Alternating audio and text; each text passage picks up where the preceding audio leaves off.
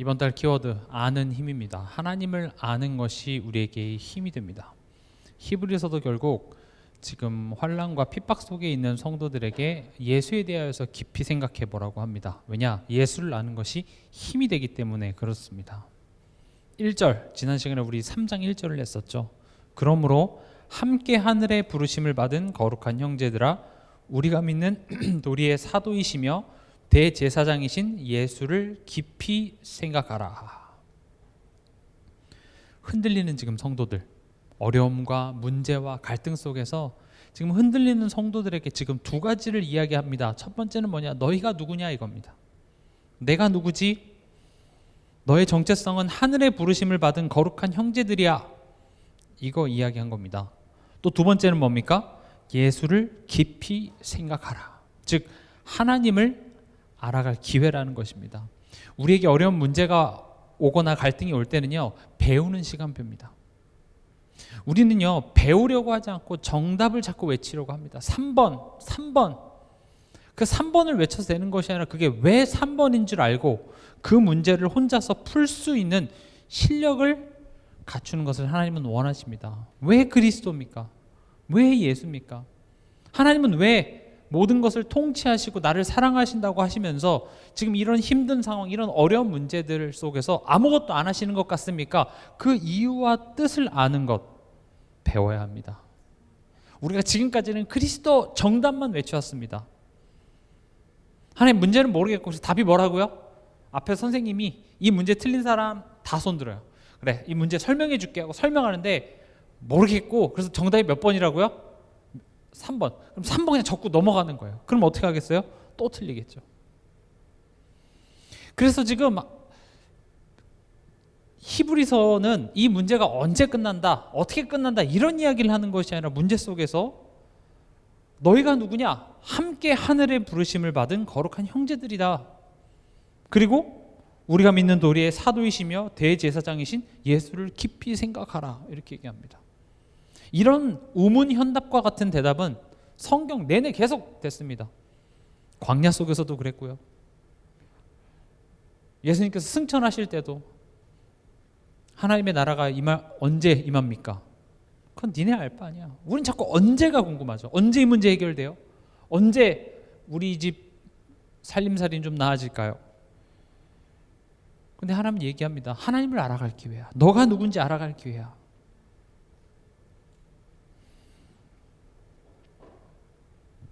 그래서 오늘 우리가 읽었던 히브리서 3장 2절에서 6절의 내용을 좀 요약을 해보자면, 지금 2절에서 3절의 내용은 뭐냐? 예수님은 모세보다 뛰어나다, 이 이야기를 하는 겁니다. 결국 2절 3절은. 왜냐? 그때 당시에 모세 했을 때 그 모세는 굉장히 존경받는 인물이었고 율법 그 자체였습니다. 그래서 모세하면 와 최고 이렇게 됐죠. 근데 그 모세를 우리야 당연히 예수님이 당연히 모세보다 뛰어난 거 당연하지 라고 생각했으나 이때 당시에 모세는 거의 하나님 다음이었어요. 그랬기 때문에 모세보다 뛰어나다라는 것은 엄청난 칭찬이고 엄청난 내용이었죠. 그리고 모세가 상징했던 것 자체가 율법이었기 때문에 너네가 생각하고 너네들의 어떤 기존에 가지고 있었던 어떤 고정관념, 생각, 전통, 그거보다 예수님은 더 뛰어나시다, 그걸 이야기를 하면서 4절에서 6절은 지금 뭘 이야기하고 있냐? 집에 비유하고 있습니다. 집 지은 자는 누구라고 얘기하고 있습니까? 하나님이다. 그리고 집을 맡은 아들은 예수님이다. 그리고 그 집에 하나님의 말씀을 이렇게 성취될 말씀을 대신 전달한 종이 모세다. 그러면서 이제 좀 중요한 것이 이 하나님의 집이 누구냐? 바로 성도다. 이렇게 얘기를 하고 있습니다. 즉 우리가 하나님의 집이다. 근데 거기에 어떤 조건을 답니까? 소망의 확신과 자랑을 끝까지 굳게 잡고 있으면, 이렇게 얘기를 하고 있습니다. 지금 이게 여러분들이 다시 읽어보시면 이 이야기입니다. 2절에서 3절은 예수님은 모세보다 뛰어나다, 4절에서 6절은 집 지은 자는 하나님이시고 집을 맡은 자는 예수님이시며 집의 종은 모세다. 너희가 소망의 확신과 이 자랑을 끝까지 붙잡고 있으면 너희는 하나님의 집이다. 이렇게 얘기를 하고 있습니다. 오늘 이제 이것을 가지고 나는 하나님의 집이다 라는 말씀을 가지고 우리가 좀 생각을 해보려고 합니다.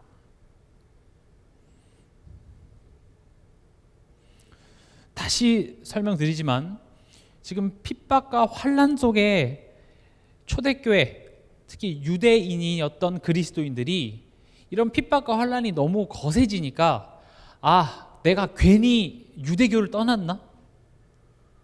그냥 적당히 할 걸 하면서 흔들리는 성도들에게 보내는 편지입니다. 그 편지에 너희가 하나님의 집이다 이렇게 지금 이야기를 하고 있는 것입니다. 그렇다면 6절에 보면 그의 집이라 이렇게 돼 있죠. 여기서 당연히 그는 하나님을 의미하죠. 하나님의 집이 무슨 말일까요? 한 3가지 정도로 설명할 수 있습니다. 하나님의 소유입니다. 하나님의 집, 너는 하나님의 집이다라는 말은 너는 하나님의 소유다. 여러분, 남의 물건을 함부로 하면 어떻게 됩니까? 안 되죠. 법적으로 처벌을 받을 수 있습니다. 남의 물건을 함부로 하면. 남의 물건을 훔치면 도둑이라고 부릅니다. 우리는요, 하나님의 소유입니다. 꼭 기억하세요. 나는 하나님의 소유입니다. 그래서 나조차도 나를 함부로 대하면 안 됩니다. 꼭 기억하세요. 나는 하나님의 소유입니다. 내 시간도 내 삶도 나라는 인격체도 하나님의 소유이기 때문에 내가 함부로 대하면 안 됩니다. 내가 내 꼬라지를 보면서 나는 안 돼. 나는 글렀어. 이거 지금 함부로 대하는 겁니다. 우리는 누구의 소유라고요? 하나님의 소유입니다.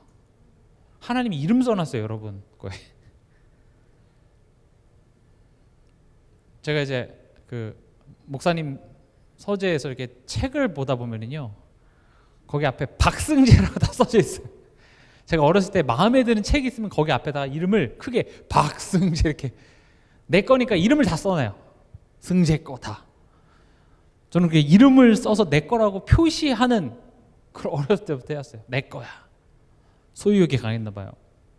보이지 않게 여러분 한 사람 한 사람에게도 하나님 이름 다 써져 있습니다. 하나님 거. 어떻습니까? 여러분이 정말 나는 하나님의 소유된 백성이라는 사실을 안다면 지금 나는 나에게 어떻게 대하고 있습니까? 여러분들에게 허락된 시간? 여러분들에게 허락된 건강? 우리는 너무 허투루 쓰고 있습니다. 여러분들 무엇을 먹습니까? 우리가 무엇을 먹는지 보면 그 사람의 많은 것들이 보여집니다. 그 사람의 식습관. 저도 막 스트레스 받고 힘들고 이럴 때는 건강식이 먹어지지 않더라고요. 자극적이고 뭔가 이 힘듦과 고통을 그냥 한 방에 날려버릴 기름지고 튀기고 이런 것들이 더 먹어지죠. 그런데 그런 것들은요, 우리 몸속에 염증을 유발합니다. 그래서 하루 종일 우리가 활동하면서 근육들이 미세하게 찢어지고 손상되는 것이 잠을 자면서 회복되어줘야 되는데, 심지어 잠도 잘 못 자는데 또 음식까지 염증을 일으켜 놓으니까 몸이 그 염증을 회복하느라 정작 회복돼야 될 것이 회복되지 못하고, 그게 이제 계속 악순환이 되는 것이죠. 왜 그럽니까? 우리 삶 속에 스트레스 때문에 그래요. 내 마음대로 되지 않아요. 뭔가 삶이 힘들죠. 그래서 우리는 그런 고통스럽고 힘든 것들을 하나님이 내 삶을 통치하신다는 그 관점으로 보기보다는 그냥 이 문제만 커 보이니까 속이 상하는 겁니다. 그럼 뭐 어떡하겠어요? 살아야죠. 그래도 치킨 한 마리가 그 뜯으면 그래도 그냥 세상이 내 것 같고, 그렇죠?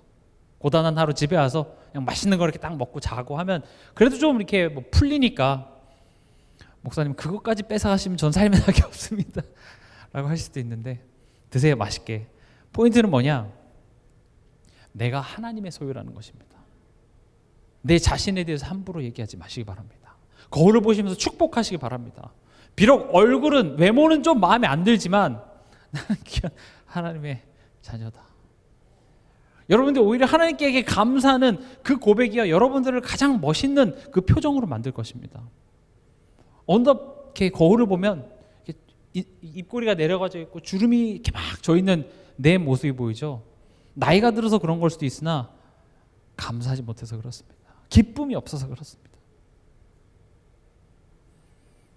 내 자신만이 하나님의 소유가 아니라 또 내 사랑하는 내 자녀들, 또 내 남편, 내 사랑하는 가족들 하나님의 소유입니다.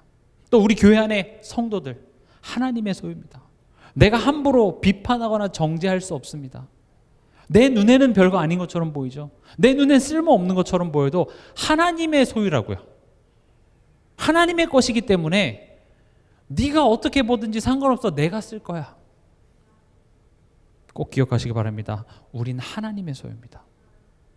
남을 귀하게 보기 이전에 먼저 나 자신을 먼저 소중히 여겨주시기 바랍니다. 보통 남을 함부로 대하는 사람은 내 자신조차도 소중하게 대하지 못하기 때문에 그렇게 됩니다. 제가 지금 이런 이야기를 하는 것은 예수 그리스도 이 복음 얘기해 주시지 왜 이런 얘기를 합니까? 예수를 믿는 것과 우리의 삶이 분리되어져 있지 않습니다. 그리스도 정답 외치면 뭐가 짠 일어날 것 같죠? 그런 식으로 하나님 역사하는 것이 아니라 그 정답이 정답인 이유를 내가 알게 되면 내가 변해져요. 나의 삶이 변해지고요. 나의 생활 방식이 변해지고 나의 말투와 사람과의 관계와 나의 생각, 선택 여기에 예수가 그리스도 되심이 어떤 식으로 연결이 되어지는지를 모르면 말은 그리스도 하는데 삶에서는 그 그리스도가 나타나지 않는 삶을 살아가게 되어 있습니다.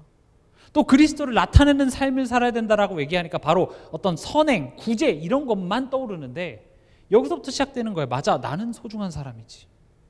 나는 하나님의 소유지. 왜요? 여러분 한 사람 한 사람을 위해서 예수님이 죽었어요. 그것만 해도 여러분들은 최고의 가치의 사람입니다. 여러분 자녀들이 이상한 친구들과 어울리고 여러분 자녀들이 하지 말아야 될 것들을 할 때 단순히 나쁜 짓을 해서 속이 상하는 것이 아니라 너는 그거보다 더 괜찮은 아이인데 그걸 모르니까 부모는 속이 상하는 거죠. 그렇죠? 하나님도 마찬가지입니다. 나는 귀한 사람입니다. 나는 하나님의 소유된 백성입니다. 베드로전서 2장 9절 오직 너희는 택하신 족속이요 왕같은 제사장들이요 거룩한 나라요 그의 소유된 백성이니 이는 너희를 어두운 데서 불러내어 그의 기이한 빛에 들어가게 하신 자의 아름다운 덕을 선전하게 하려 하심이라. 소유권이 하나님에게 있다라는 것은요, 그 소유된 백성을 어떻게 사용하실 그 목적 또한도 하나님께 있다는 말입니다. 지금 이 베드로전서 2장 9절은요 하나님이 왜 너를 택했고 내 백성으로 불렀냐면 하면서 이는 왜냐하면이에요. 너희를 어두운 데서 불러내어 그의 기이한 빛에 들어가게 하신 자의 아름다운 덕을 선전하게 하려 하심이라. 다시 말하면 하나님을 나타내는 존재. 어떤 하나님이요? 선하시고 인자하시고 참 좋으신 하나님. 예전에 그런 광고 있었잖아요. 이게 참 남자한테 좋은데 이게 설명할 길이 없네. 표정을 보니까 진짜 좋은 것 같아요. 사고 싶어 저거. 남자한테 좋을 것 같아. 여러분들의 삶을 보면서 여러분들과 10분을 대화하고 여러분들과 밥 한 끼 하고 커피 한 잔 마시면 뭔가 저 사람에게는 다른 것이 있어.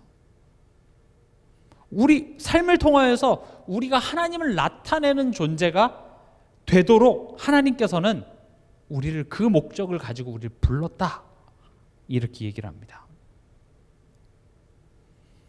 그러면 반대로 이 하나님이 의도하신 그 목적과 잘못된 방향에 쓰여진다면 하나님은 개입하셔서 막으시겠다라는 의미도 포함된 겁니다.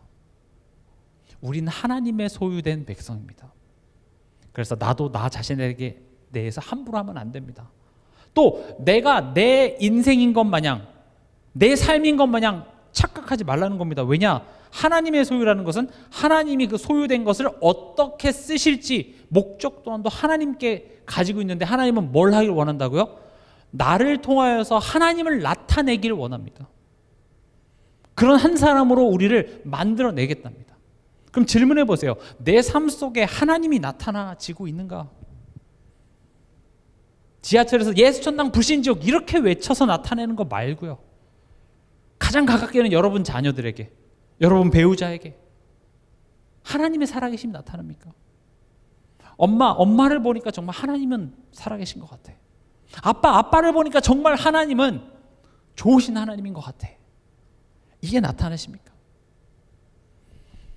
하나님은 우리를 그런 한 사람으로 지금 만들어 가고 있다는 겁니다. 우린 그렇게 완성되어져 가고 있는 여정입니다. 그렇게 될 때까지 우린 끊임없이 싸우고, 특히 이번 주 강단에서 말씀하셨죠. 돌이켜야 됩니다. 그러지 못한 삶 속에서 그런 삶으로 자꾸 돌이켜가는 것이 하나님이 우리를 어두운 가운데서 우리를 불러내어 그의 기이한 빛에 들어가게 하신 이유가 바로 여기 있다라는 것이죠. 복음 받았으니까, 하나님 자녀 됐으니까 끝이 아니라 그때부터 새로운 삶의 시작인 겁니다.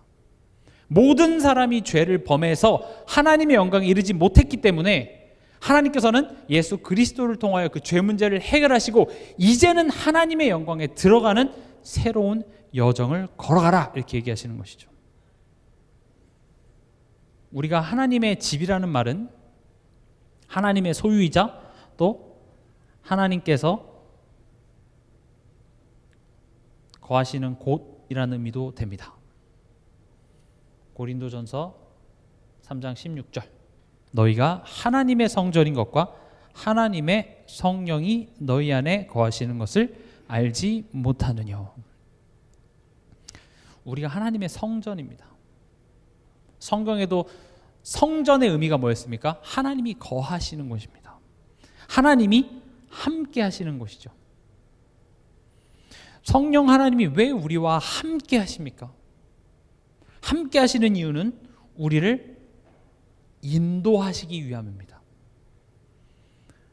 아까 앞서 말씀드렸던 것처럼 하나님의 사람으로서 훌륭해지는 그 여정을 하나님은 저 멀리서 바라만 보는 것이 아니라 그 여정을 함께 가겠다고 이야기를 합니다. 동행이라고 하죠. 인도하고 동행. 누군가를 인도한다라는 것은 그 길을 아는 사람만이 인도할 수 있습니다. 성령님께서는 내가 지금 가야 될 길을 알고 계십니다. 우리는 1분 1초도 뒤에 무슨 일이 일어날지 알지 못합니다. 그런데 우리는 그 내가 갈 길을 아시는 분이 친히 인도하시는데 그 인도를 받기보다는 나도 모르고 니도 모르고, 근데 그 사람 말이 왠지 맞을 것 같아서 그렇게 따라갑니다. 만약 여러분들이 길을 가는데 지팡이를 짚고 선글라스 낀 그 장님이 또 다른 장님을 끌고 지금 지하철 선로 앞으로 가고 있다면 여러분들은 어떻게 하시겠습니까? 멈춰 하겠죠. 앞이 안 보이는 두 장님이 서로가 서로를 인도하면서 엉뚱한 길로 가고 있는 것, 그게 어찌 보면 우리의 모습입니다. 성령의 인도하심을 받는 그 시작은 뭐냐? 하나님이 주께서 내 갈 길을 아십니다 라고 인정하는 데서부터 시작됩니다. 우리는 이렇게 고백하면 알죠. 뭐 그런 고백 들어봤죠. 근데 한 주간 이렇게 살면 하나님, 저는 제가 지금 뭐 하는지 알고 있어요. 하나님, 제가 일단 저 갈 만큼 가고 또 하나님 필요하면 제가 부를게요. 이런 식이라고. 성령께서 우리를 인도하신다는 것은 꼭 기억하시기 바랍니다. 성령이 내가 갈 길을 알고 계신다는 말입니다. 어디로 갈지 모르는 사람이 어떻게 인도하겠어요? 내가 너와 함께 하겠다는 말은 너가 갈 여정을 알고 있어. 그리고 동행하십니다. 하나님이 내가 가는, 하나님 나 저기 갈 거예요. 그래 같이 가줄게. 하나님이 내가 가는 길에 동행해 주는 것이 아니라 하나님이 지금 내 삶을 이끌어 가고 계시고 우린 거기에 따라가는 거예요. 꼭 기억하시기 바랍니다. 하나님, 주님이라고 부르는 것은 당신이 내 인생의 목적지를 갖고 있습니다. 우리는 그 목적지가 아니라 내가 정한 목적지에 하나님을, 이번 주 1부 예배 때도 말씀드렸죠, 효율 있게, 하나님 어떻게 하면은 내가 저기를 가고 싶은데 어떻게 하면 빨리 가겠습니까? 하나님 나 시간도 없고 바쁘고 나는 무능력하니까 좀만 기도할 테니까 하나님이 크게 역사해 주시옵소서. 효율성이 뭐라 그랬죠? 적은 노력으로 최대의 이윤을 창출해내는 게 효율성입니다. 여러분들은 하나님을 효율성 있는 어떤 도구로서 활용하지 않습니까? 하나님 내 능력은 이거밖에 안 되는데 하나님이 축복해 주시면 제가 부자가 될 수 있겠습니다. 하나님 내 머리는 안 좋은데 하나님이 도와주시면 내가 머리 좋아질 수 있겠습니다. 이미 내가 목적지를 정해놓고 하나님께 효율성 있게 해달라고 우리는 간구하고 있습니다. 그러나 예수님을 주인 삼은 삶은 하나님이 목적지를 갖고 있습니다.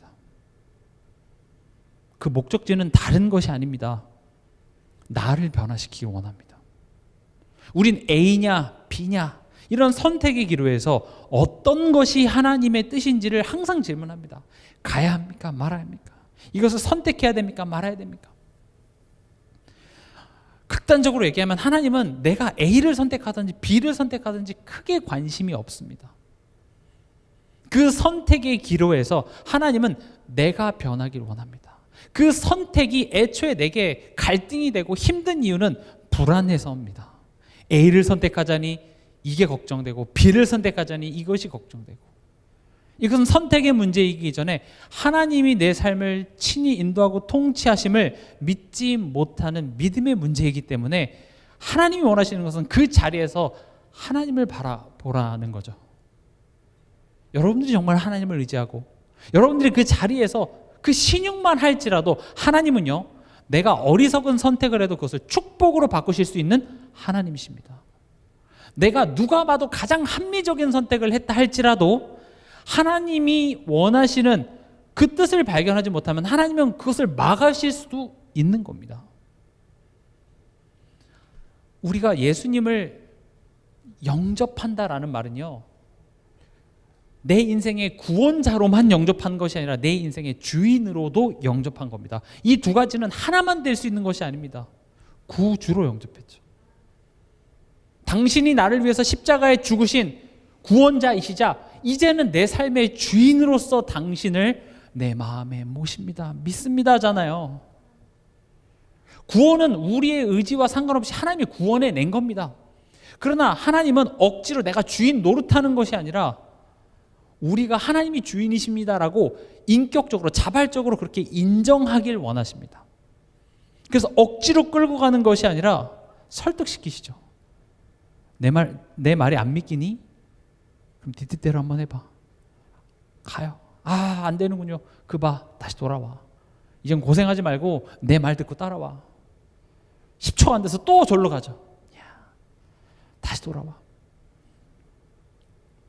그래서 비유하시잖아요. 목자가 양을 끌고 가는데 그 한 마리의 양이 자꾸 지 마음대로 가는 거예요. 왜요? 목자를 믿지 못했어요. 내가 가고 싶은 대로 가는 거죠. 그래서 우리와 함께 하시면서 우리를 인도하고 동행하십니다. 이것을 또 하나님의 통치라고도 말하죠. 하나님의 집이라는 말은 우리는 하나님의 통치 안에 있는 자라는 말입니다. 통치라는 그 단어가 우리에게 있어서는 뭔가 이렇게 강압적으로 들리지만 그런 개념이 아닙니다. 마태복음 7장에도 나와 있죠. 통치라는 것은 결국 하나님을 듣고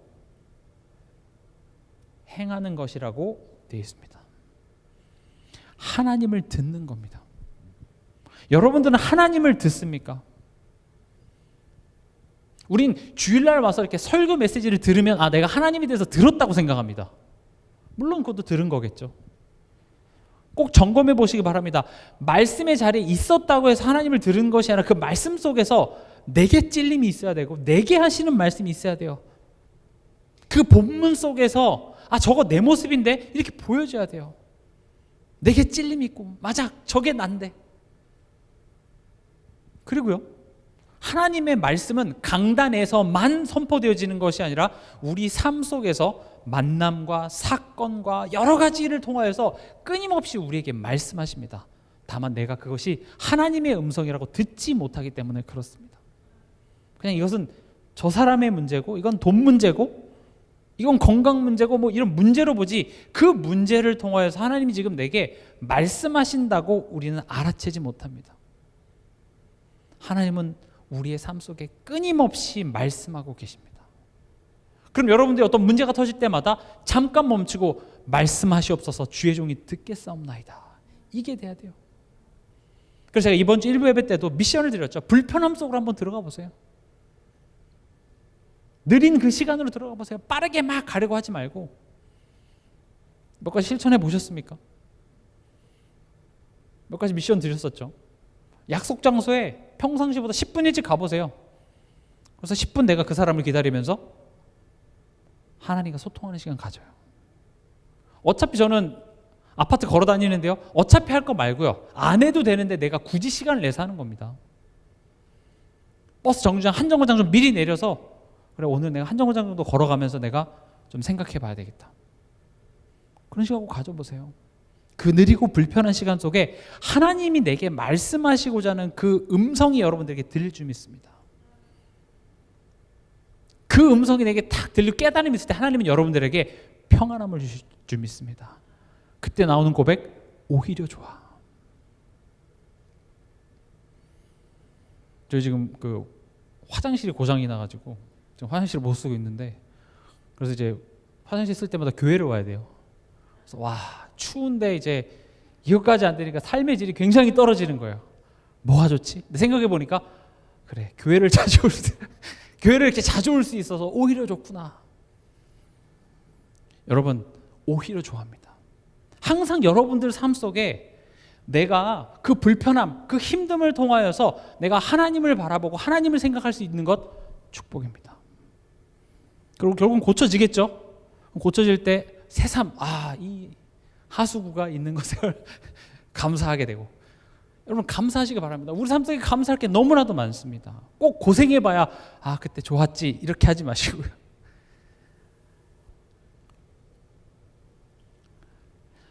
6절에 그리스도는 하나님의 집을 맡은 아들로서 그와 같이 하셨으니 우리가 소망의 확신과 자랑을 끝까지 굳게 잡고 있으면 우리는 그의 집이라.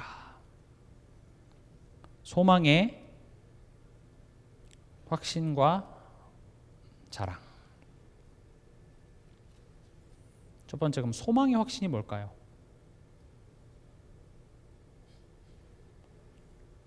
우리가 소망의 확신하면은 우리가 생각하는 것은 흔들리지 않고 의심하지 않고 강한 어떤 그런 자신감, 이렇게 확신을 생각하지만 성경적인 의미는 뭐냐? 도망가지 않는 마음의 상태입니다. 흔들릴 수 있습니다. 실패해도, 이해가 안 돼도, 때론 하나님이 침묵하시는 것 같아도 하나님 앞을 떠나지 않는 담대함입니다. 왜요? 나는 하나님의 소유니까요. 왜요? 나는 하나님의 성전이니까요. 왜요? 하나님이 내 삶을 통치하시기 때문에 그렇습니다. 우리가 하나님을 이해할 수 있는 순간보다 이해가 안 되는 순간들이 참 많을 것입니다. 그러니까 이해가 안 되니까, 끝이 보이지 않으니까 우리는 이 순간을 그냥 눈 감고 딱 자고 일어나면 다 끝났으면 좋겠고, 그냥 어디가 잠깐 갔다 온 사이에 이게 다 해결됐으면 좋겠는데, 하나님은 그 한순간, 그 고통의 한순간순간을 들어가래요. 겪어내래요.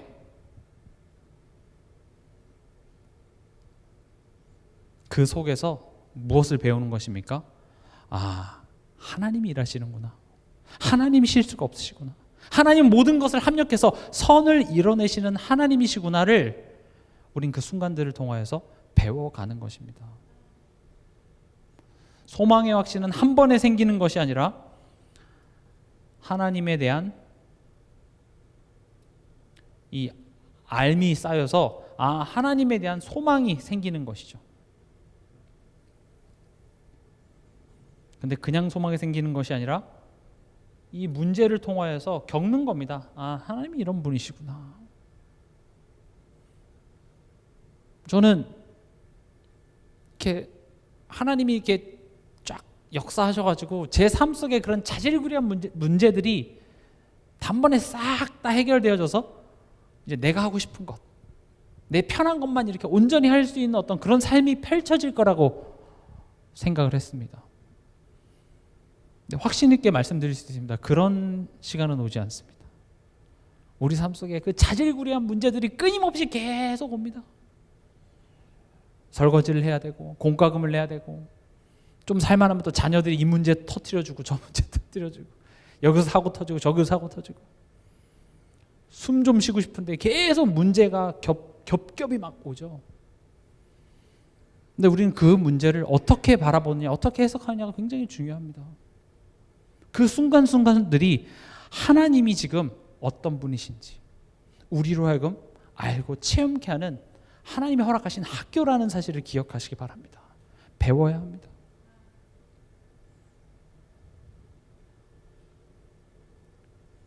그래서 하나님을 아는 만큼 우리는 하나님을 소망할 수 있고 그 소망 속에 확신이 생기는 것입니다. 아브라함도 태어나자마자 믿음의 조상이 되었습니까? 아닙니다. 아브라함의 인생을 보십시오. 우리와 별 다를 바가 없습니다. 우리야 그 결론을 아니까 야 아브라함 봐봐. 아브라함 어떻게 했어? 이삭 바쳤지? 너도 가장 귀한 거 바쳐. 이게 안 된다니까요. 안 돼요. 죽었다 깨어나도 안 돼요. 근데 아브라함이 처음부터 됐습니까? 아닙니다. 아브라함의 그 인생의 수많은 문제와 사건들 속에서 그렇잖아요. 하나님이 아브라함 부를 때 갈대아우로 떠나면 뭐 복이 되고 뭐 다 잘 될 것처럼 얘기하잖아요. 근데 나오자마자 문제입니다. 얼마나 원망되겠어요. 하나님 나오라면서요. 하나님 말씀 따라 나왔는데 왜 기근이 있어요? 왜 내 아내 잡아가요? 계속 문제 연속이에요. 속은 것 같죠. 이스라엘 백성들도 광야 가면서 계속 했던 말이 그 말이에요. 야 이럴 바에는 우리가 이집트에 있는 게 낫지 않냐? 뭔가 사기당한 느낌이죠. 뭐 다 해줄 것처럼 나왔는데 아무것도 없어. 더 안 좋아진 것 같아요. 그런데요, 그 시간들이 결국 아브라함을 믿음의 조상으로 만들었습니다. 히브리서 11장은 이렇게 얘기하고 있습니다. 믿음이 없이는 하나님을 기쁘게 하지 못한대요. 결국 히브리서 11장은 그 믿음으로 하나님을 기쁘게 한 사람들입니다. 어떤 믿음이요? 그가 계신 것과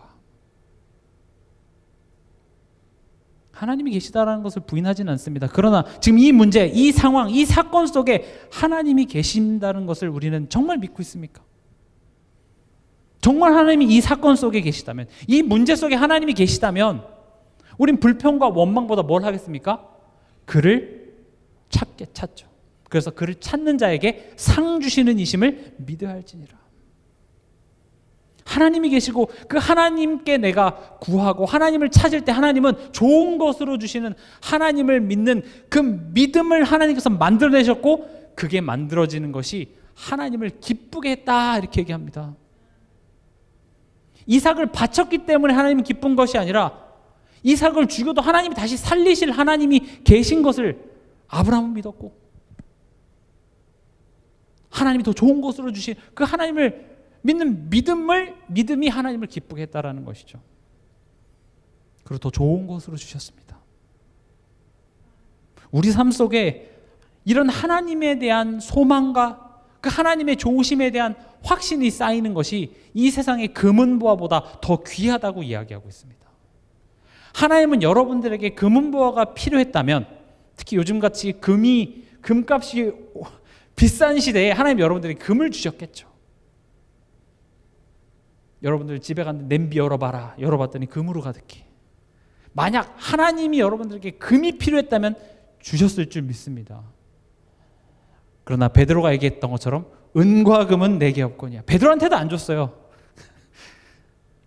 내게 있는 것으로 내게 주노니 나사렛 예수 그리스도의 이름으로 일어나 걷는 것입니다. 여러분들에게 그래서 두 번째로 자연스럽게 이어지는데 자랑이죠. 자랑이라는 것은 뭡니까? 내가 최고의 가치라고 여기는 것. 여러분 무엇을 자랑합니까? 내가 제일 좋다라고 하는 것을 자랑하겠죠. 여러분들에게 무엇이 자랑입니까? 자랑할 것이 있습니까? 어떤 사람이 시계를 사면 막 이렇게 갑자기 팔을 막 걷고, 반지를 사면 이렇게 반지가 계속 보이게 막 손 제스처를 막 많이 하고, 차를 사면 차를 보여주기 위해서 가까운 거로도 내 차 타자 그래서 차를 태워주고. 여러분들의 자랑이 예수 그리스도가 여러분들의 자랑이 되시길 주님의 이름으로 축원합니다. 왜 예수 그리스도가 자랑입니까? 이유를 알아야죠. 그냥 목사님이 자랑이라고 하니까.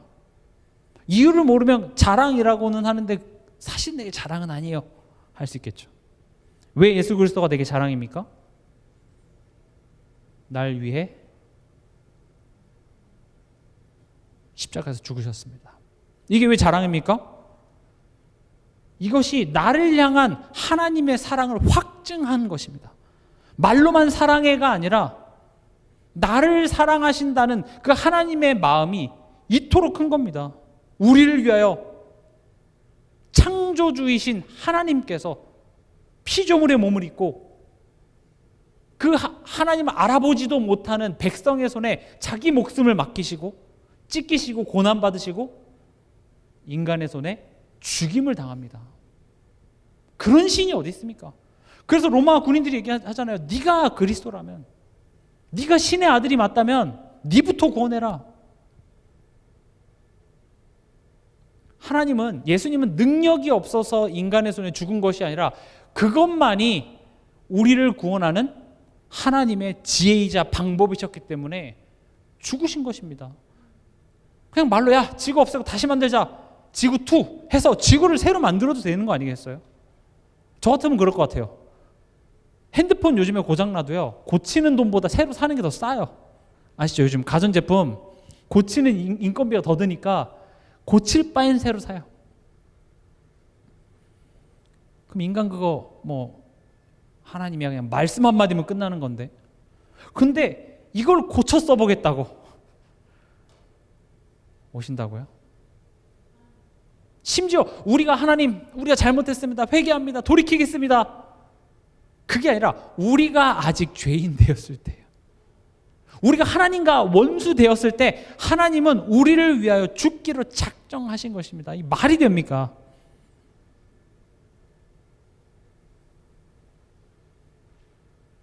그 삼성 이재용 회장이랑 현대차 회장이랑 그 엔비디아 젠슨 황이 한때 그 한국에 와서 그 깜부치킨이라서 그 치킨 이렇게 먹었던 그 치킨집 있잖아요. 거기가 이제 완전 관광 명소라고 합니다. 그래서 그들이 앉았던 그 자리에서 치킨을 먹으려면 줄을 서야 돼요. 그러니까 그때 만약에 그 세 사람과 같이 먹었던 사람들은 이재용 회장이 치킨을 싼 다음에 누군가가 쐈대요. 거기 다 골든벨을 울린 거예요. 그럼 그게 자랑이 되겠죠. 야, 너 이재용 회장이 쏜 치킨 먹었어. 같이 나 사진도 찍었어. 그것도 크게 막 이렇게 프린트해갖고 막 자랑하고 다니겠죠. 내 이름도 모르는데 그냥 같이 사진 찍었다는 그 이유 하나만으로도 막 와 부럽다.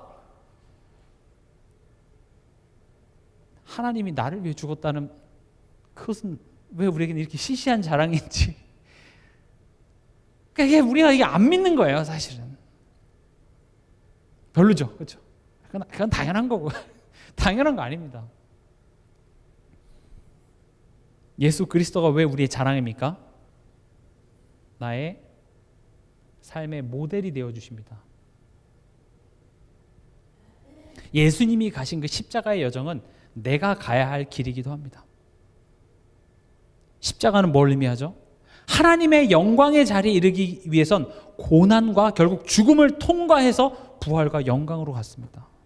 우리의 삶 또한도 때로는 고난과 어려움이 있어서 죽을 것 같습니다. 그리고 결국 나의 불신앙이, 나의 모질한 것이 죽는 과정을 통과해서 우리는 하나님의 영광이 되는 그 사람으로 매일매일 성화되어져 간다.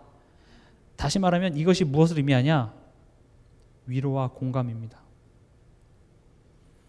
예수님은요, 야 나도 그 길 가봤어. 나 너 얼마나 힘들지 알고 있어. 그래 힘들지? 힘내자. 가자. 그래서 예수님이 자랑해요. 예수님이 날 위로해 주세요. 내 남편은 날 위로 못 해주죠. 아, 그 힘들어하면. 니만 힘든 줄 아냐?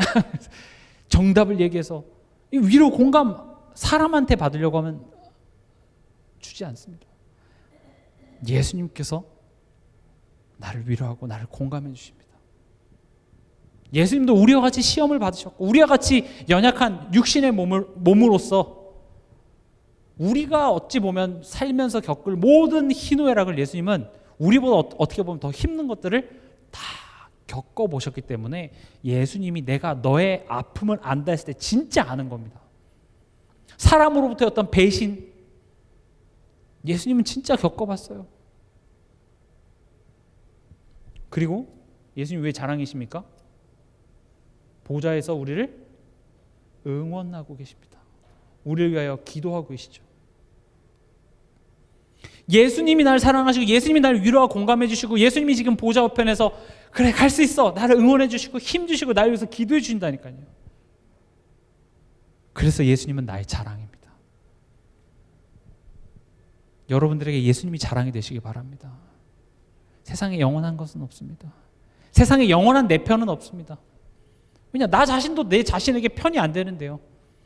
나한테 가장 험한 말 하는 1번이 누구예요? 나 자신이라고요.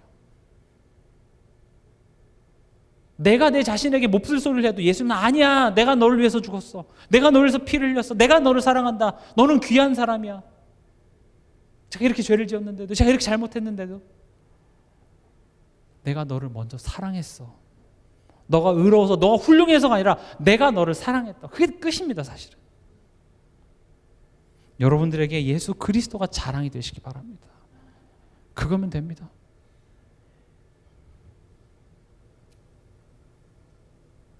이것을 끝까지 6절이죠. 소망의 확신과 자랑을 끝까지 굳게 잡고 있으면 이렇게 돼 있죠. 이 말을 오해하면 안 됩니다. 안 흔들려야 된다라는 말이 아닙니다. 물론 안 흔들리면 좋겠죠. 흔들림 없는 에이스 침대가 아니라 흔들려도 예수를 더욱더 깊이 생각하는 사람. 흔들려도 오히려 나의 연약함을 인정하고 하나님의 도우심과 하나님의 능력을 간구하는 사람. 이것을 의미하는 겁니다. 끝까지 굳게. 우리는 흔들릴 겁니다. 마구마구 흔들릴 겁니다.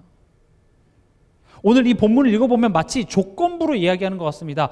끝까지 굳게 잡고 있지 않으면 우리는 하나님의 집에서 탈락이 되고 끝까지 붙잡고 있으면 하나님의 집이 되는 것처럼 좀 그렇게 오해되게 번역이 되긴 했으나 이 말은 그런 말이 아닙니다. 끝까지 붙들면 하나님의 집이 된다는 말이 아니라 하나님의 집인 사람은 끝까지 붙들게 되어 있다라는 말을 이야기하는 겁니다. 이걸 조금 어려운 말로 성도의 견인 이렇게 얘기합니다. 결국 끝까지 남아있는 자가 하나님의 집이라는 말이에요. 여러분들은 하나님의 집입니다.